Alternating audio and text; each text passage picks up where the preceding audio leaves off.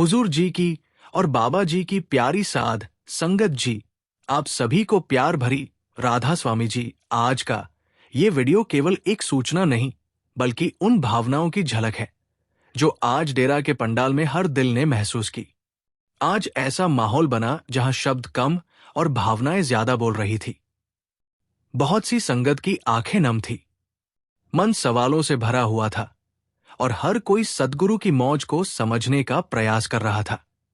आज के सत्संग बाबा जी के निर्णय, मौसोसा और अदृश्य मौसम की परिस्थितियां, संगत की उम्मीदें और भीतर उठते भाव, इन सबको जोड़कर जो तस्वीर सामने आई वह अपने आप में बहुत गहरी और सोचने पर मजबूर करने वाली है। इस पूरे घटनाक्रम के पीछे सद्गुरु की वो करुणा छुपी है जिसे हम कई बार तुरंत समझ नहीं पाते, लेकिन समय हमें उसका अर्थ जरूर समझा देता है। आज मैं संगत व्यास के चैनल के माध्यम से वही पूरी सच्चाई, वही भाव और वही अनुभव आपके साथ साझा करने जा रहा हूं, ताकि हम सब मिलकर सद्गुरु की मौज को स्वीकार करना सीख सकें। आज पंडाल के भीतर ऐसा माहौल बन गया कि बहुत सी संगत अपने आंसू रोक नहीं पाई। हर तरफ उदासी छा गई, आंखें नम हो गई और पूरा डेरा किसी अनकहे भाव से भर गया। आज सभी लोग हैरान थे क्योंकि बाबा जी ने बहुत ही शांत तरीके से वो कार्य कर दिया जिसकी किसी ने कल्पना भी नहीं की थी। आप सबको अंदाजा है कि बात क्या है और आज मैं वही पूरी जानकारी आपके सामने रखने जा रहा हूं। शुरुआत में मैं आप सभी से यही विनती कर रहा हूं कि चैनल राधा स्वामी की साखी को सब्सक्राइब करें और बेल आइकन पर ऑल जरूर दबाएं, ताकि आने वाली हर भावनात्मक और महत्वपूर्ण वीडियो आप तक समय पर पहुंचती रहे। पिछले कुछ दिनों से एक संदेश बहुत तेजी से वायरल हो रहा था कि 27 और 28 तारीख को बाबा जी डेरा व्यास में सत्संग करेंगे और खुली गाड़ी में संगत को दर्शन भी देंगे। लेकिन डेरा पहुंचते ही बाबा जी ने साफ शब्दों में कहा कि सत्संग किसने तय कर दिया है। इतनी कड़ाके की ठंड है, चारों ओर घनी धुंध छाई हुई है और अगर मेरी संगत को कोई नुकसान हो गया तो उसकी जिम्मेदारी कौन लेगा। ये कहते कहते बाबा जी ने स्पष्ट कर दिया कि वो सत्संग नहीं करेंगे। इसके बावजूद कल रात शुक्रवार को कुछ सेवादारों को डेरा बुलाया गया था और सभी के मन में ये उम्मीद बनी हुई थी कि शायद आज बाबा जी खुली गाड़ी में दर्शन देंगे या फिर पंडाल में मन से संगत को दर्शन प्राप्त होंगे। संगत को यही उम्मीद थी कि बाबा जी आकर दर्शन देंगे। बहुत सी संगत पंडाल में दर्शन की आस लेकर पहुंची हुई थी, लेकिन जैसा भारी रश या संगत का तेज बहाव होना चाहिए था वैसा माहौल बिल्कुल भी नहीं था। जब बाबा जी नहीं आए तो सभी को लगा कि 3 दिन हो चुके हैं, शायद अंत में बाबा जी जरूर आएंगे और हर स्थिति को देखकर कोई निर्णय लेंगे। लेकिन सत्संग की पूरी समाप्ति तक बाबा जी नहीं आए। हर पल संगत की नजरें उसी इंतजार में लगी रही। रात को भी एक कार्यक्रम रखा गया था। सेवादारों को बुलाया गया क्योंकि सबको ये आशा थी कि शायद बाबा जी दर्शन दे देंगे। अगर बाबा जी दर्शन दे देते तो जो संगत किसी कारणवश नहीं पहुंच पाई थी उसके मन को भी बड़ी तसल्ली मिल जाती। लेकिन जिन संगतों को दर्शन नहीं मिल पाए, ओसाई तपे पाए, उनके दिल को गहरी ठेस पहुंची। फिर भी बाबा जी ने अपने दिए हुए वचन को पूरे ध्यान में रखा। आज सुबह बाबा जी ने दर्शन नहीं दिए। कल शाम को भी 4 नंबर कैंटीन में बाबा जी के दर्शन को लेकर एक संभावित कार्यक्रम तय था, लेकिन आज सुबह सत्संग के बाद लगभग 10 मिनट पर 4 नंबर कैंटीन में कार्यक्रम रखा गया और बाबा जी स्वयं वहां विजिट पर पहुंचे। आज मुझे भी वहां सुबह सत्संग के बाद लगभग 10 मिनट पर 4 नंबर कैंटीन में कार्यक्रम रखा गया और बाबा जी स्वयं वहां विजिट पर पहुंचे। आज मुझे भी वहां जाने का अवसर मिला। सुबह घनी धुंध छाई हुई थी और धुंध के कारण, जैसा कि आप सब जानते हैं, सुभानपुर के पास एक जगह पर भी स्थिति बिगड़ गई थी, जहां अचानक एक बड़ा हादसा होते होते रह गया। सुबह सुभानपुर की एंट्री के पास वो हिस्सा थोड़ा सा टूटा हुआ था। जब हम जालंधर की ओर से ब्यास की तरफ आ रहे थे तो वही आज सुबह एक बड़ा हादसा होते होते रह गया। उस जगह पर एक बस लगभग पलटने वाली थी, क्योंकि वहां national highway authority of India की तरफ से कोई ठोस इंतजाम नहीं किया गया था। सिर्फ एक छोटा सा बैरिकेड लगा दिया गया था जहां काम चल रहा था। ऊपर से इतनी घनी धुंध थी कि सामने कुछ भी दिखाई देना नामुमकिन लग रहा था। ऐसे हालात में एक्सीडेंट का खतरा पूरी तरह बना हुआ था और आज शायद कई जानें भी जा सकती थी। मंजर बेहद डरावना था और वो कोई छोटी गाड़ी नहीं बल्कि बाय वन सीटर एक बड़ी बस थी जिसे संभाल पाना उस धुंध में बेहद मुश्किल हो रहा था। वो एक बड़ी बस थी और अगर बाबा जी की कृपा ना होती तो शायद आज वो बस पलट ही जाती। इसी कारण बाबा जी ने सत्संग करने से मना किया था, क्योंकि वो जानते हैं कि उनकी संगत दूर दूर से दौड़ती हुई पहुंच जाती है और ऐसे मौसम में रुकने का ध्यान नहीं रखती। घनी धुंध में अगर किसी को जरा सा भी नुकसान हो जाता तो उसकी पूरी जिम्मेदारी बाबा जी अपने ऊपर लेते। इसी सोच के कारण बाबा जी ने वो सत्संग नहीं किया। लेकिन आज शाम को बाबा जी ने दरिया की ओर विजिट की और संगत को खुले दर्शन दिए। संगत पूरे दिन इंतजार करती रही और सत्संग के बाद आंखें भरकर दिल भरकर बस एक झलक पाने की आस में वो वहां से उठी। कत के मन में बार बार यही विचार आ रहा था कि काश बाबा जी आ जाते, चाहे अकेले ही सही। अंत में केवल 5 मिनट के लिए दर्शन दे जाते तो शायद किसी को इतनी ठंड ना लगती और दिल को भी सुकून मिल जाता जब पाठ साहिबान मंच पर आए। तो सबसे पहले जो शब्द चला वो था दादू, इस संसार में मुझसे दुखी कोई नहीं। और उसके बाद अगला शब्द गूंजा जो सुख दर्शन देखता प्यारे मुख से कहा ना जाए। फिर तीसरे बादशाह शाह की वाणी का उच्चारण हुआ, हुमै में कर्म कमाव दे जन दंड तिन लाए। इसके पश्चात सत्संगा जी ने सत्संग आरंभ किया और कहा कि ये तीसरे बादशाह की वाणी हमें समझाती है कि हम सभी जीव किसी ना किसी रूप में हुमई के शिकार बने हुए हैं। उन्होंने समझाया कि इसी हुमई का परिणाम है कि आज भी हम आवागम के चक्र की मार सह रहा हूं। जब हम सद्गुरु की सेवा में रहते हैं और उनके हुक्म को मानते हैं तभी भवसागर से पार हुआ जा सकता है। भवसागर से पार होने में सबसे बड़ी रुकावट हुमाए ही है, क्योंकि सद्गुरु से बिना प्रेम जोड़े हम कभी भी इस संसार सागर को पार नहीं कर सकते। आगे उन्होंने ये भी कहा कि हम बहुत ही बेसब्र हो गए हैं और अपनी अपनी अलग पहचान बनाकर बैठे हुए हैं जो हमें भीतर से और अधिक बांध रही है। सत्संग में ये भी समझाया गया कि हम बार बार कह देते हैं मैंने किया है, मैं ही करूंगा, और इसी मैं और मेरी के जाल में उलझे हुए जी रहा हूं। संतों ने इसी भाव को अहंकार कहा है और इसी कारण तीसरे बादशाह फरमाते हैं हुमै कर्म कमाओ दे। इसके बाद सत्संगा जी ने बहुत खुले शब्दों में समझाया कि हमें अपने हर कर्म का हिसाब देना ही पड़ता है और एक दिन धर्मराज की कचहरी में जाना निश्चित है। कर्मों का एक बहुत बड़ा चक्र है जिसे हम अक्सर समझ नहीं पाते। हम ये सोचते रहते हैं कि हमारे कर्मों को तो मालिक लिख रहा है, लेकिन मरने वाला कभी लौटकर ये नहीं बताता कि आगे क्या होता है।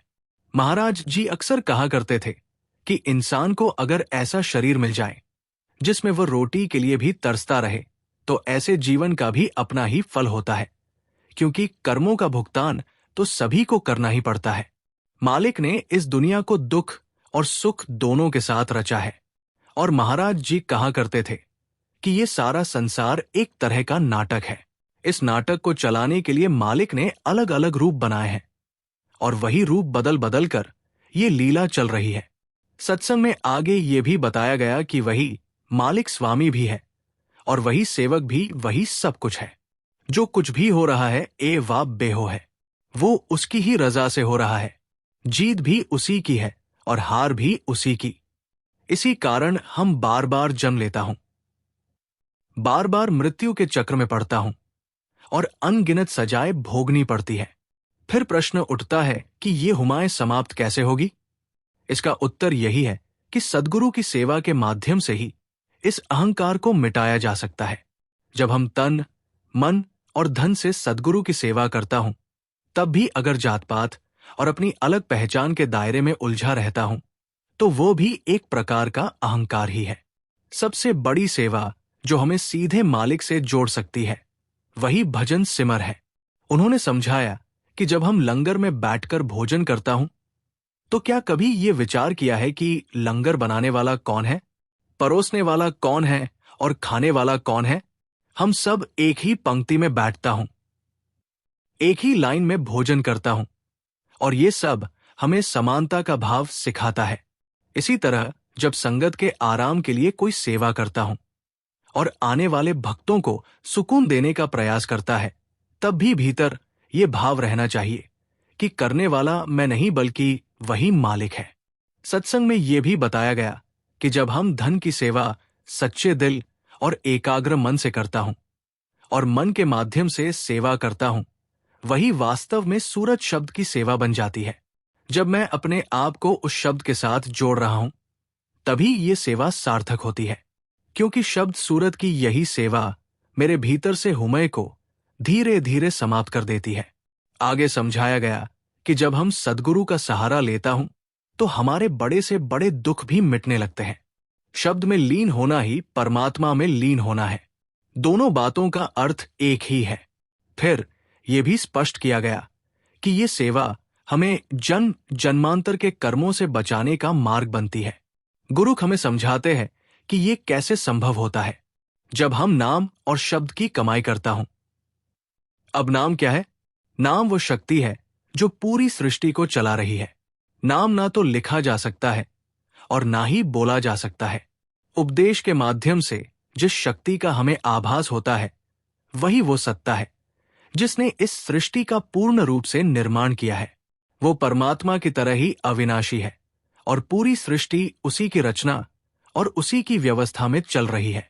सत्संग में यह भी बताया गया कि मालिक ने इस पूरी सृष्टि को अपनी मौज में रचा है। जब वही शक्ति पृथ्वी से शब्द को खींच लेती है, तो यहां प्रलय और महाप्रलय जैसी स्थिति बन जाती है। उसी प्रकार जब वो हमारे शरीर से शब्द को निकाल लेता है, तो हमारी मृत्यु हो जाती है। संतों ने उसी एक सत्ता को अलग अलग नामों से संबोधित किया है। कहीं कलमा कहां, कहीं शब्द कहां, और इन भिन्न नामों से उस परमात्मा का स्मरण किया। यही संतों की महिमा है। आगे ये भी समझाया गया, मन रे गुरुमुख नाम ध्यावे, कि जब मैं सद्गुरु के उपदेश की कमाई करता हूं, तब मैं मालिक के दरबार का भागी बन रहा हूं। सद्गुरु से ही सभी को नाम दान प्राप्त होता है, लेकिन इसके लिए उस कर्ता पूर्वी पुरुष जो संपूर्ण सृष्टि का मालिक है, उसकी दया आवश्यक होती है। सद्गुरु तभी नाम बख्शते हैं जब दूर से संयोग लिखाकर कोई इस संसार में आता है। हुजूर अक्सर एक उदाहरण देते थे, जब बच्चा खिलौनों में मग्न रहता है तो मां अपना काम करती रहती है, लेकिन जैसे ही बच्चा रोना शुरू करता है, आ मां उष्टोस अयन मां सब कुछ छोड़कर दौड़ी चली आती है और बच्चे को अपने गले से लगा लेती है। यही भाव हमें भी मालिक के साथ बनाना होता है। सत्संग में आगे ये भाव रखा गया कि जैसे मां बच्चे को अपने गले से लगा लेती है, कोमा दी है, वैसे ही हमें भी नाम की कमाई करते हुए अपने व्यवहार को बच्चे जैसा बनाना है। मुझे अपने भीतर से मालिक के सामने विनती करनी होती है कि वो मुझ पर दया करें और मेरी संभाल स्वयं करें। इसके बाद एक बहुत सुंदर बात कही गई कि इस संसार में अनेकों संत आए हैं। कोई किसी युग में आया, कोई किसी और समय पर, कोई किसी धर्म में प्रकट हुआ, लेकिन अगर उनके उपदेश का सार निकाला जाए तो सभी का संदेश एक ही निकलता है। वो संदेश यही है कि हर युग में गुरु की सेवा ही मुख्य साधन रही है। गुण सेवा जो उपचार हुई। आगे समझाया गया कि जब मैं सद्गुरु पर पूर्ण अवस्था में अर्थात पूरे विश्वास के साथ टिक जाता हूं, तभी मुझे सच्चा सुख प्राप्त होता है। मुक्ति नाम की कमाई से ही मिलती है, और जब मुक्ति मिल जाती है तब बार बार जन्म और मृत्यु के चक्र से छुटकारा हो जाता है। जब मैं गुरु के वचनों को प्रेम और विश्वास के साथ स्वीकार करता हूं, तभी भीतर स्थिरता और शांति उतरती है। सत्संग में ये भाव भी रखा गया कि इसी विश्वास के साथ हमें मालिक से मिलने का अवसर प्राप्त होता है। मुझे अपने गुरु के वचनों पर अटल भरोसा रखना होता है। फिर प्रश्न उठता है कि ये भरोसा आता कैसे है?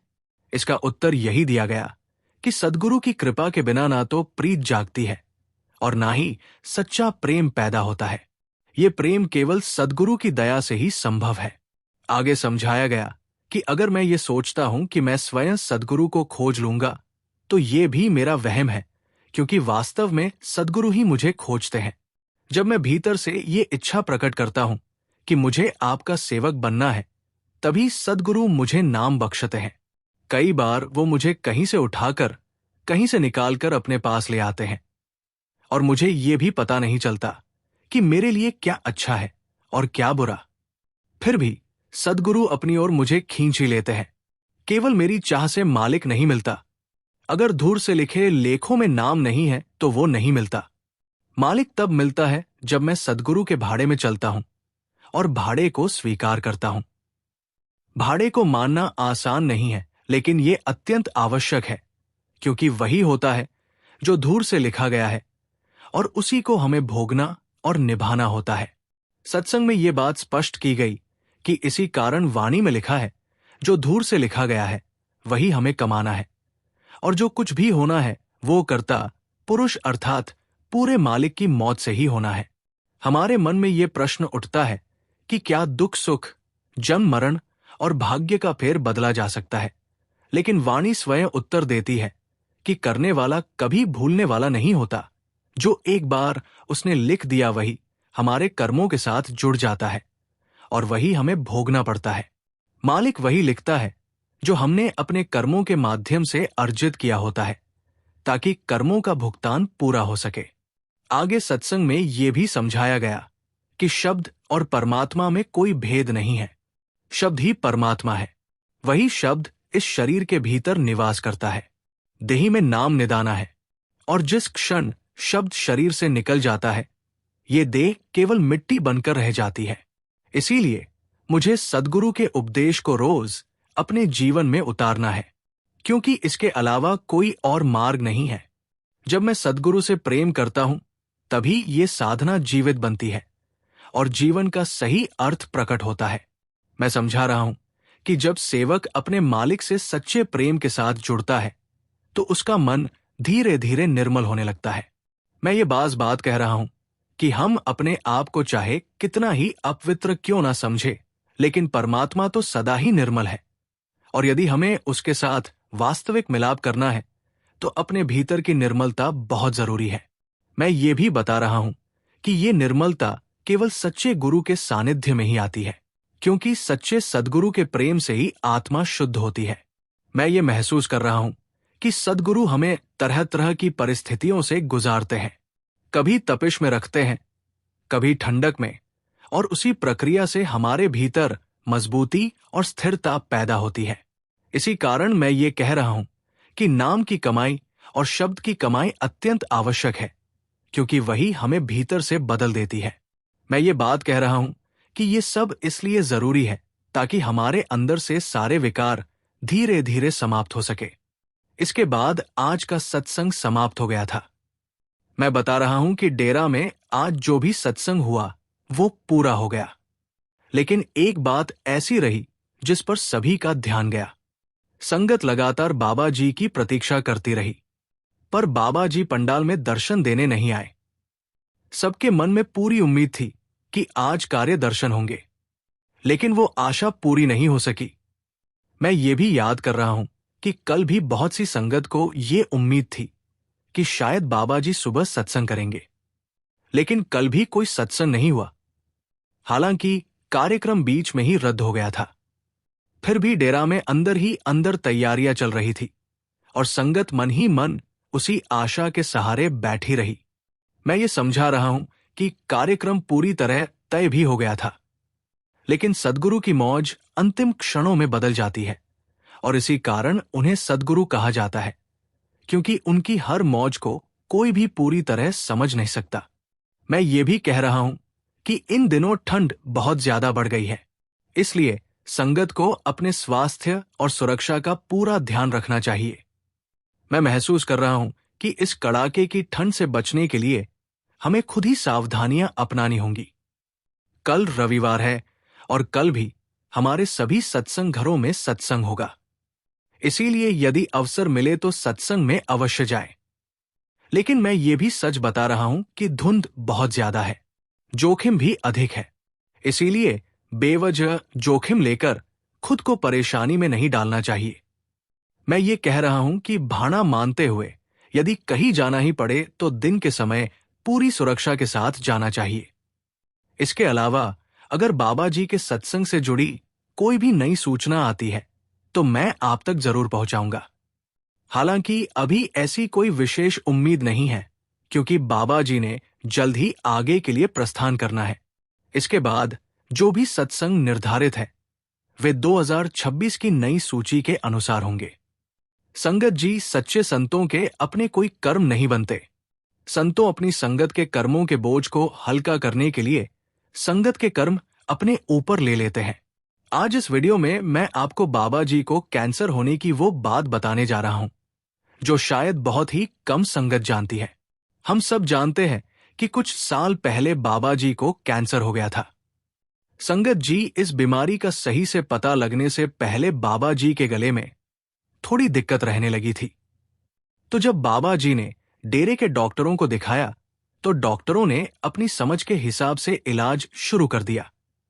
बाबा जी के कई टेस्ट किए गए, लेकिन बाबा जी के गले में दिक्कत और बढ़ने लगी और उन दिनों में बाबा जी को 103 से 104 बुखार रहने लग गया। तो बाबा जी ने दिल्ली के एक बड़े डॉक्टर को दिखाया, लेकिन वहां के डॉक्टरों को भी कुछ समझ नहीं आ रहा था। डॉक्टर ने सारे टेस्ट किए, लेकिन सभी टेस्ट नॉर्मल आ रहे थे और बाबा जी के गले में दर्द भी ठीक नहीं हो रहा था। तब तक वहां के डॉक्टर नहीं जानते थे कि जिनका वो इलाज कर रहे हैं वो कौन है। लेकिन जब डॉक्टरों को बताया गया कि एक पूर्ण संत है और संगत इनको प्रेम से बाबा जी कहकर पुकारती है, तो डॉक्टरों ने बाबा जी के आगे हाथ जोड़ दिए और डॉक्टर कहने लगे कि हे सच्चे बादशाह, आप ही कोई रंग दिखाओ, क्योंकि हमें कुछ भी समझ में नहीं आ रहा। तो बाबा जी ने खुद ही डॉक्टर को बताया कि आप गले की इस जगह को स्कैन करो। तो डॉक्टरों ने बाबा जी के कहने पर गले के अंदर के उस हिस्से में कैमरे से स्कैन किया तो डॉक्टर को समझ आ गया कि यहां कोई रसोली है। फिर जैसे जैसे बाबा जी बताते गए वैसे वैसे डॉक्टर ने चेक किया तो उन्हें समझ में आ गया कि ये कोई आम रसोली नहीं है, ये तो कैंसर है। तो इसके बाद बाबा जी का आगे का इलाज सिंगापुर में शुरू किया गया। इधर कुछ वक्त के लिए सत्संग कैंसिल कर दिए गए थे और संगत भी अब जान चुकी थी कि बाबा जी को कोई गंभीर बीमारी हुई है। संगत का अपने सद्गुरु के प्रेम में रो रो कर बुरा हाल हो गया था। सभी को बाबा जी की चिंता लग गई थी। सिंगापुर जाने से पहले जब बाबा जी नोएडा से वापस आए थे तो बाबा जी के साथ हर समय डॉक्टरों की एक टीम रहती थी और सिंगापुर जाने से पहले बाबा जी की कोठी में डॉक्टरों की निगरानी में इलाज चलता रहा। संगत जी, उन दिनों बाबा जी को एक से एक बुखार रह रहा था। तो बाबा जी ने बोला कि विदेश जाने से पहले मैं अपनी संगत से मिलना चाहता हूं। लेकिन डॉक्टर ने बाबा जी को कोठी से बाहर निकलने को मना कर दिया। फिर बाबा जी कहने लगे कि मुझे 10 मिनट के लिए संगत के पास जाना है। अब सद्गुरु के हुक्म को कौन मना कर सकता था। तो बाबा जी को कोठी से एम्बुलेंस में बिठाकर पंडाल तक लाया गया और जैसे ही बाबा जी स्टेज पर गए तो बाबा जी को देखकर सारी संगत जोर से रोने लगी। संगत को चुप कराना सेवादारों के लिए भी मुश्किल हो गया था। फिर बाबा जी ने संगत के साथ बात की और संगत को समझाया कि मेरी संगत ही मेरा परिवार है। अगर मेरा परिवार ही घबरा जाएगा तो मेरे अंदर हिम्मत कैसे आएगी। करीब 5 से 10 मिनट तक बाबा जी संगत के साथ बातें करते रहे और सभी को समझाते रहे। तभी सभी को सिर्फ एक ही हुक्म दिया कि भजन सिमरन करते रहो। बाबा जी को डॉक्टरों की पूरी निगरानी में सिंगापुर में ले जाया गया और वहां बाबा जी का एक लंबा इलाज चला और एक लंबे समय के इलाज के बाद ठीक होकर जब बाबा जी वापस डेरे पहुंचे तो अपने सद्गुरु के दर्शनों की चाह में संगत डेरे पहुंचने लगी और बाबा जी के दर्शन करके संगत बहुत रोई। वीडियो के शुरू में मैंने आपसे कहा था कि संतों के कोई कर्म नहीं बनते। संत तो अपनी संगत के कर्मों को ही अपने सिर पर ले लेते हैं। बाबा जी को कैंसर क्यों हुआ था, इस पर भी इस चैनल पर एक वीडियो हमने बनाया हुआ है। उस वीडियो को इस वीडियो के लास्ट में लिंक कर दूंगी। वो वीडियो भी आप लोग जरूर देखिएगा, जिससे आपको समझ आ जाएगा कि बाबा जी ने कैसे अपनी संगत के कर्म को अपने ऊपर ले लिया था। जिस वजह से बाबा जी को कैंसर हो गया।